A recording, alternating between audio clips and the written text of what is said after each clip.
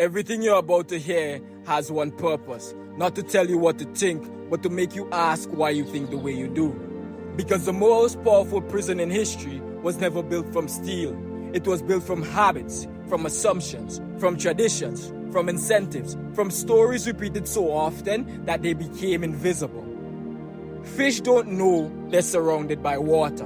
Most humans don't realize they're surrounded by culture. Every generation inherits a version of reality and calls it normal. Normal to wake up before sunrise because the clock says so. Normal to spend decades working for money that is created by financial systems you've never studied. Normal to spend more time looking at strangers through a screen than looking into the eyes of your own family. Normal to consume information every minute while rarely sitting alone with your own thoughts.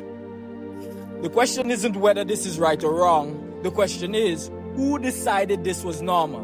And if someone decided it, could it be decided differently? If this documentary makes you question the world you've inherited, subscribe now. Not because I want another number, but because these conversations disappear when people stop supporting independent creators. If this work changes how you see reality, consider supporting the channel. Explore my books through the Linktree. Share these ideas with someone who is genuinely searching for truth, not argument. Now, let's begin. The architecture of belief. Before anyone controls your actions, they influence your perceptions. Psychologists call it conditioning.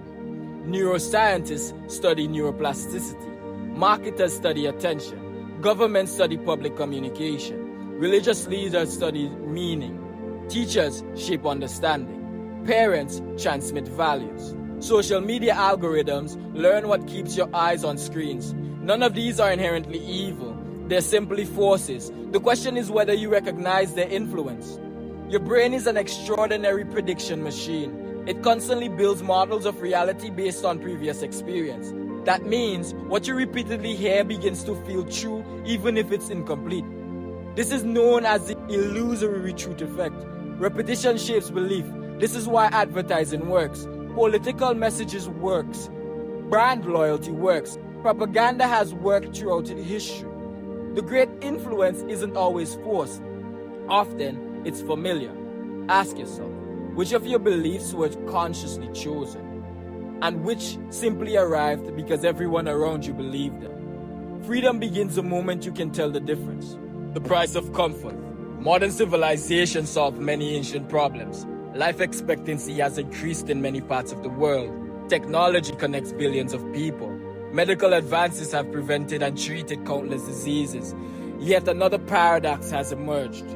As physical survival became easier for many, attention became one of the world's most valuable resources. Today, thousands of companies compete not merely for your money, but for your focus. Every notification, every advertisement, every autoplay video, every recommendation, someone profits when your attention remains occupied.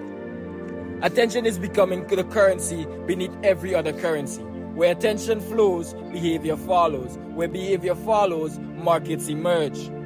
If you don't intentionally choose what deserves your attention, someone else will. The greatest investment you will ever make isn't your portfolio. It's your awareness, because your attention becomes your life. Food beyond calories.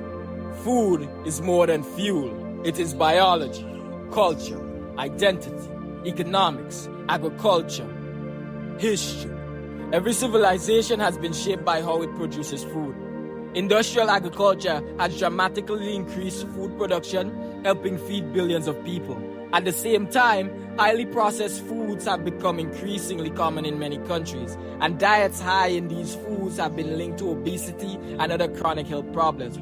Food companies respond to consumers' demand in competitive markets. Consumers make choices within environments shaped by price, availability, advertising, culture, and convenience. Understanding those influences doesn't remove personal responsibility, but it helps explain why health choices can sometimes be difficult. When you understand where food comes from, you begin to ask different questions. Not only, what am I eating, but also, what kind of world produced this? The quality of your body is influenced by the quality of your habits, and the quality of your habits begins with the quality of your awareness, education, or information. Schools accomplish remarkable things. They teach literacy, numeracy, science, history, art. But education doesn't end with graduation. Knowledge answers questions. Wisdom asks better ones. The most valuable skill in the 21st century may not be memorization. It may be learning how to evaluate evidence, how to recognize bias, how to admit uncertainty, how to change your mind when better information appears. An educated mind isn't one that always has answers. It's one that knows how to keep learning. That's the foundation of genuine freedom. Because nobody can permanently control someone who never stops thinking. If these ideas challenge you, leave a comment with the question that changed your perspective the most. Subscribe for the next chapter in this series. Visit the Linktree to explore my books, longer teachings, and every platforms where this mission continues. Every subscription, every share, every conversation helps independent education reach one more person. The future belongs to the people who keep asking questions.